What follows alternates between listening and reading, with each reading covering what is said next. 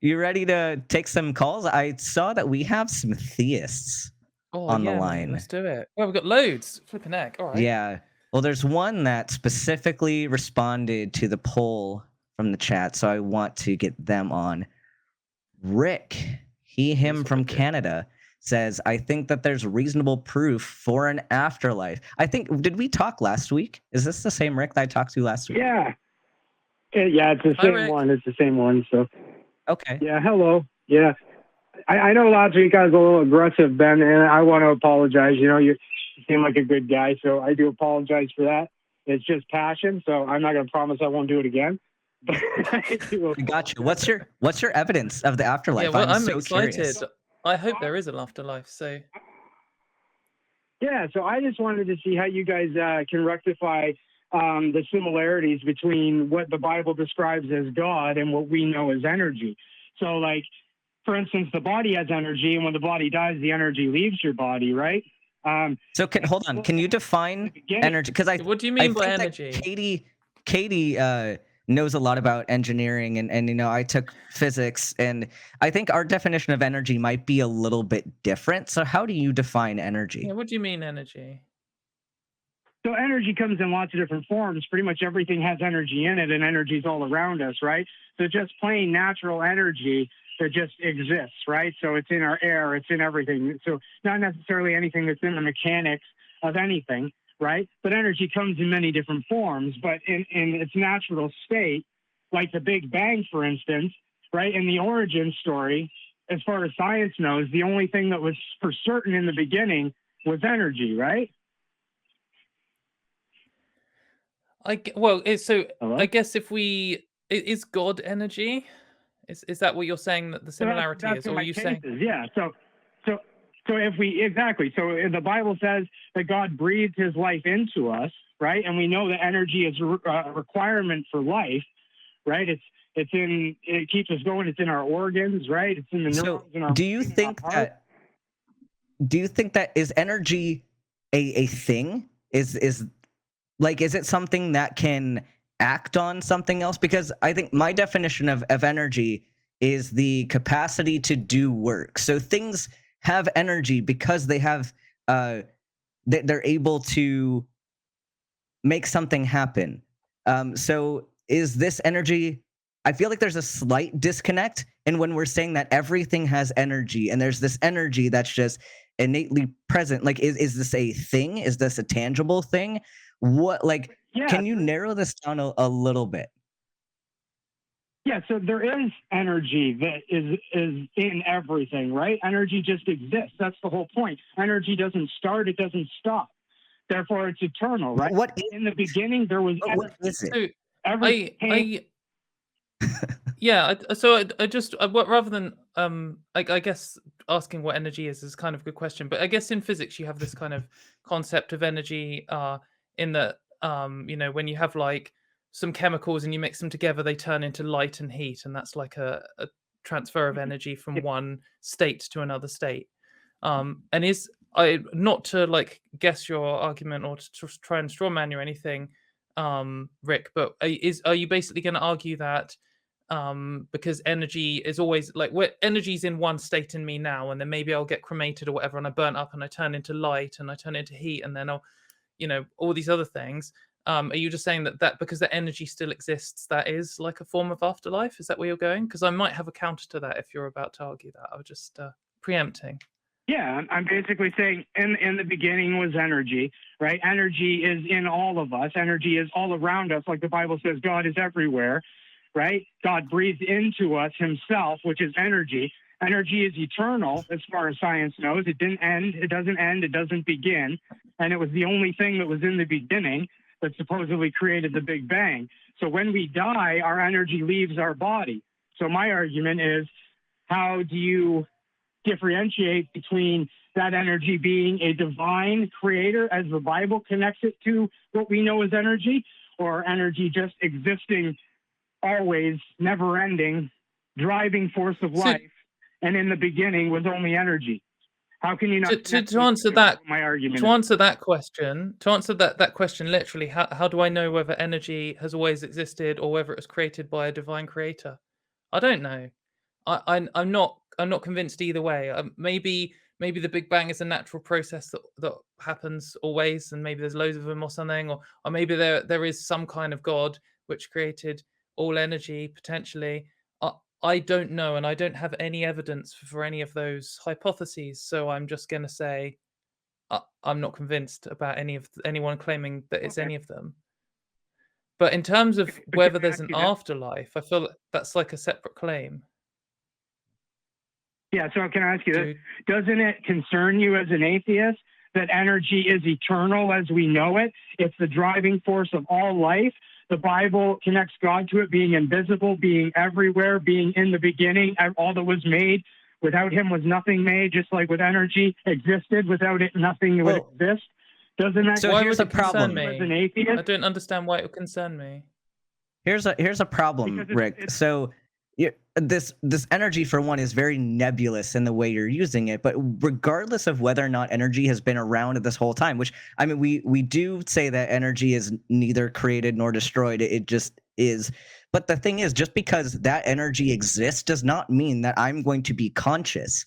You can have energy and not have consciousness that's and where I was not be going. alive. Like if you put a rock or a ball on top of a hill, you're going to have some potential energy. And then when you push it, it's going to have some kinetic energy. That rock or that ball is not conscious. It's not aware of anything. It's not alive, but it has energy. And some of that So- energy could have previously been part of a conscious body. Like if I am a human and I get cremated and then I'm turned into like a ball of dust, and then you put the ball on top of a wall or something, maybe we're saying my energy is now like in this potential energy in the ball. But what happens if they make me into a biscuit and then eat me, and then I becomes part, like Ben eats me, and then my energy becomes part of Ben? So now we're like the same person. And then when Ben dies and he gets made into a biscuit, and then like, you know, the rest of the ACA team eat that, like, are we compounding into one person? Or what happens if they like split the biscuit? Like, I feel like when we have this kind of idea that I have a load of energy, and then when all my energy goes elsewhere, that's me still being alive. I mean, I'm gonna go and be part of a load of other things on Earth, and maybe a small amount of my energy will leave the Earth or whatever. But like, eventually it would have mixed with loads of life. Like loads of the energy that's in me has probably been in other life forms. Are they still alive inside me? Am I the afterlife of like a stegosaurus? Do you see where I'm going with Well, this? when I you're hope it's a stegosaurus. Yeah, so when you're cremated, say you were cooked into a biscuit, right? The energy has already left your body at that point. Your soul energy has left, and now new energy is. Okay. This is a new claim. This is a new This is claim. why we were asking about Yeah. energy, because I don't believe in souls. I don't think that this is different to my belief about God. So I'm not convinced either way that whether there's a God or there's not a God. I don't know. I'm convinced there's not the Christian God, but I don't know about other gods. But I'm pretty confident there is no such thing as a soul.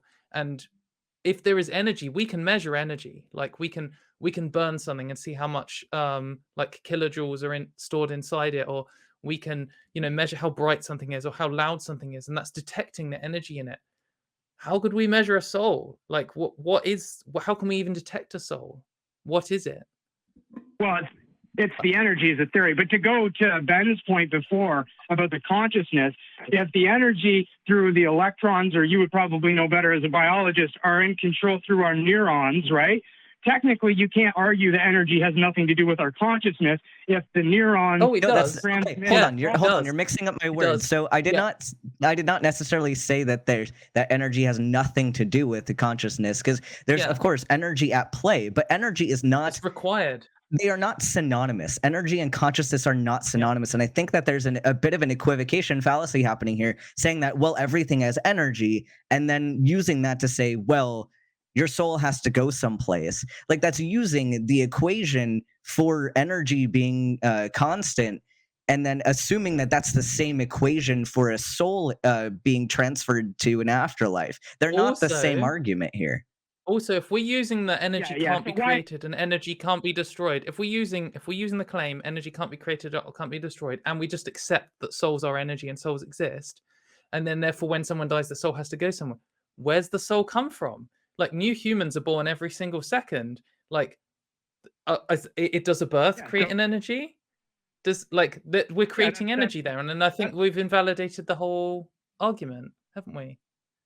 That's the point, is God breathed his spirit into us, right? So our spirit, I'm connecting it as a soul. I don't expect you guys to use the same terminology, obviously, but I'm connecting it because the connection between what energy is as we know it and the Bible's description of God, the two seem pretty ironically synonymous, right? That's why I'm trying to make the point that if we have this law, we can't create or destroy energy. Let's just accept that that's the law, right? If we have that, and then you say, oh, well, we've got these souls that are energy, and then, but we are creating new ones. So I'd be like, well, why, if souls can be created and they don't fit like half of this law, why would they fit the other half? Like, it just seems like this is just totally unrelated, and you just kind of want to say souls exist forever, and that's like a claim that people always say about souls. And my answer to that would be, what is a soul? How do you detect it? How do you prove it? What does it contain? Like, then it's kind of nothing to do with thermodynamics, is it? Yeah, well, my argument is just that there's two things in this world that we know for sure are eternal, that we say are eternal. One is energy and one is God. And it's ironic that energy is described as God in the Bible so closely to each other. And God's breathed himself, which is his spirit, which is energy, into us. We know energy leaves the body when we die, the energy that's with us our whole lives.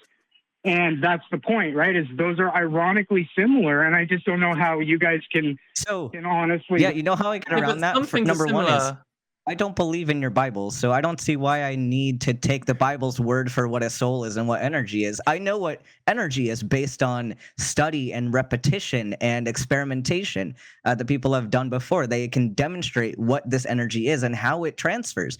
But I have no reason to believe that the Bible's definition of energy is legitimate. I have no reason to. Why should I? Why should I care about what the Bible says? Sure, no, that's fair. But can you at least agree to this?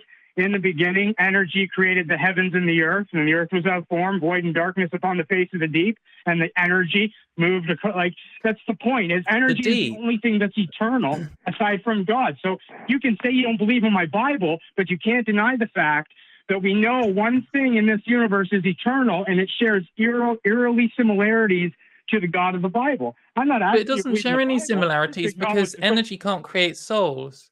You've just told me one thing about God is that it can create energy. I mean, you've just told me one thing about energy. It's that you can't create energy. But if God is energy, and when someone's born, it's spirit. So God is energy, and you cannot create or destroy energy, and souls are energy. And when someone is born, they get a new soul. Someone is creating energy. That's like a conflict here, unless God is giving a piece of his energy, in which case he's getting smaller every time someone's born, like, or less energetic. Well, perhaps God is creating energy, or perhaps energy is reincarnated, right? Who knows? Maybe the energy floats around until it finds a new soul. We don't really know exactly That's the answer. We It don't seems know, like- but we know that if Christianity is true, reincarnation isn't the thing, because it says it isn't. Yes, it is. Elijah was reincarnated. John the Baptist was Elijah. Jesus says that. And predicted that Elijah needed to come before Christ. Jesus was brought back to dead or whatever. But when you said reincarnation, I thought you meant like coming back as a frog or whatever, which probably is not on my list of animals I want to be. But what I'm saying here is that the total number of souls is increasing if souls are real. Like, that's true. I mean, like 10% of all the humans who have ever lived are alive today, or whatever the percentage is. Like, the amount of people is massively, drastically increasing. In Jesus's time, like, there probably weren't even 1 billion people on the earth. I don't know the numbers now, and there's like 8 billion now. So there's obviously more souls, and that energy has to come from somewhere if it can't be created or destroyed. And if God is energy, and God has always existed, do you see where this contradiction that I'm trying to talk about is? I know I keep going back to it. I do see, but I mean, I do see what you're saying, but there's energy in everything, right? And if you look at the Old Testament, even when they sacrificed all those animals, they all had spirits, right? And Jesus came and stopped that. Perhaps our spirits all started there. You know what I mean? There must be a reason why they killed those animals, right?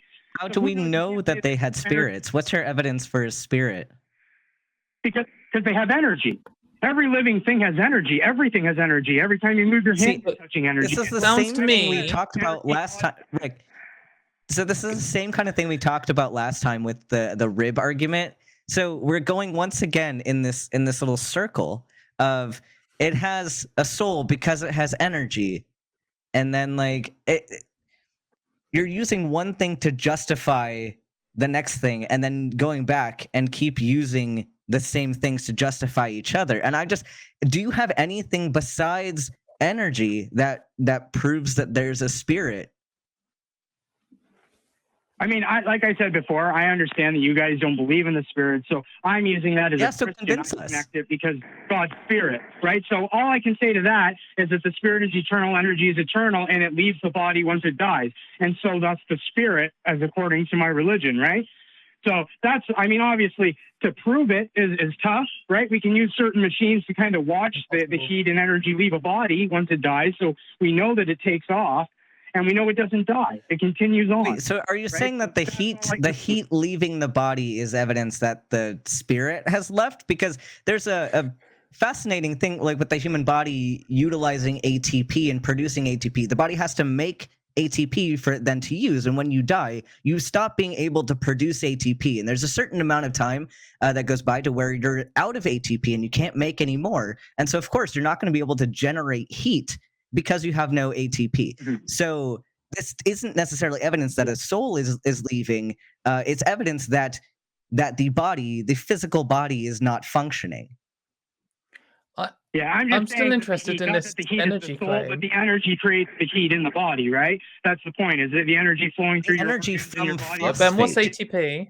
ATP is adenosine triphosphate, and it is essentially it's a carrier molecule for energy in the body. So you transfer phosphates from ATP to other molecules, and this is what drives certain processes. So it's evidence of ATP, and that energy is that, again, capacity to do work. You are storing it's kind of like electrical energy almost in these molecules that you are releasing through breaking of this bond with the phosphate, and we know that this is how it works.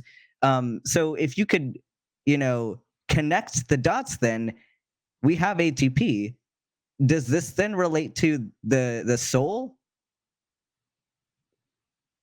Yeah, well, I'd have to watch that back and watch some stuff on it to fully understand what you're saying. But I can say that as far as the energy that's in our neurons and is responsible for keeping our body alive, we go cold pretty quick because it's all that's ATP. Down. The energy leaves. The neurons stop processing, right? The heart stops processing with neurons and the electrical components, right?